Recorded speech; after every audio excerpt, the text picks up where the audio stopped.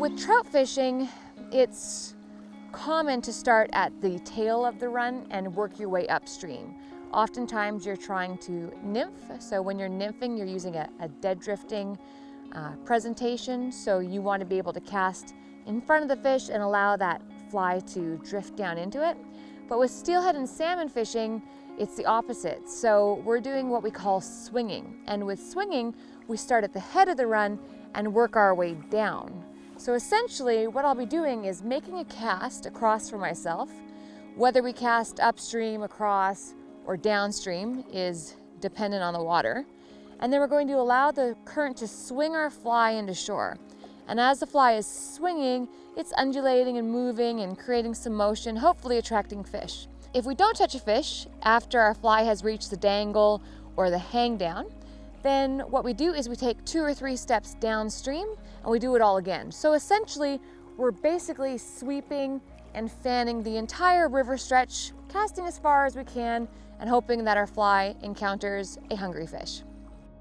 Ideally, we would start in the run below, but there were 2 guys there who got there before I did, so I want to give them some space. So a really nice way to just make it clear that you're being respectful of their space and their time is to either sit down and wait for them to go through, but that can get awkward because then you're kind of watching them, or simply walk upstream to the run above, wait for them to fish down, and then fish down below them. You never, ever, ever want to step in below an angler.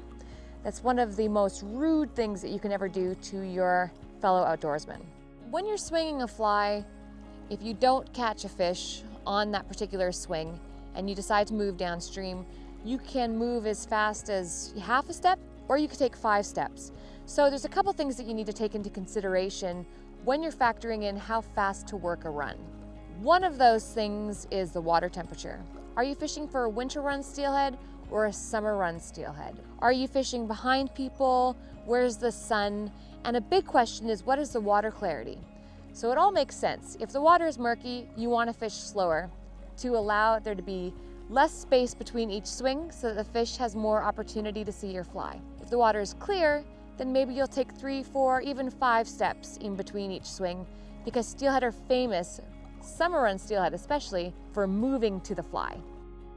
For the most part, there are 2 types of steelhead out there. There are winter run steelhead and summer run steelhead. And this can be confusing for some people. If you ask most people what the difference is between the 2, they'll tell you that winter run steelhead enter in the winter months and summer run steelhead enter in the summer months. But there's actually more to it than that. Winter run steelhead do indeed enter in the winter months, but they enter in a completely mature state. So they typically dominate tributaries within 100 miles or so from the ocean. That means that they come in full of, well, eggs and sperm ready to spawn. On the other hand, summer run steelhead enter earlier in the year and they enter in an immature state. So as a result, they have more time to make the migration upstream and they can go thousands of miles from the ocean. When winter run steelhead are in the water is obviously a cooler temperature. This tends to slow down their metabolism and make them a little more lethargic.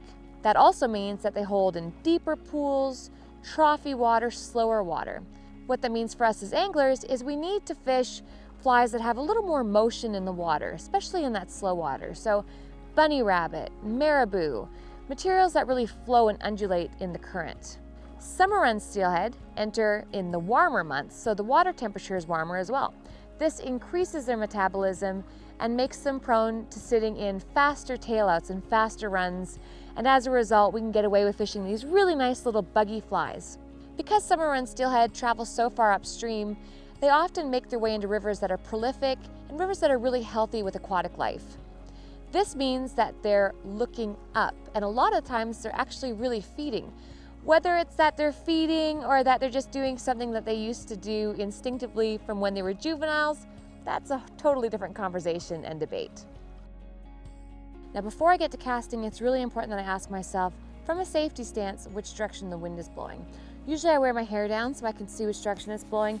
In this case, I've got some marabou. Just like to watch to see which direction it's blowing.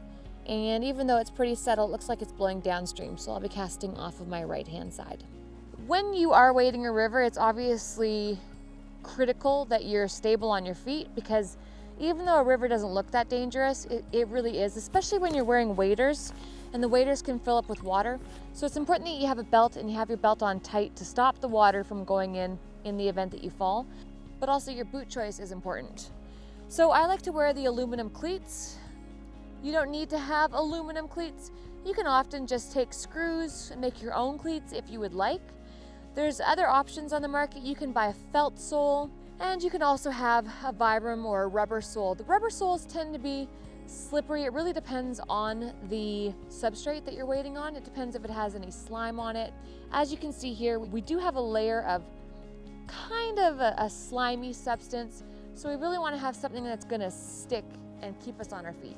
In British Columbia, it's important that we pinch our barbs. And not only is it important, it is legal. So make sure that you get a good set of pliers or forceps.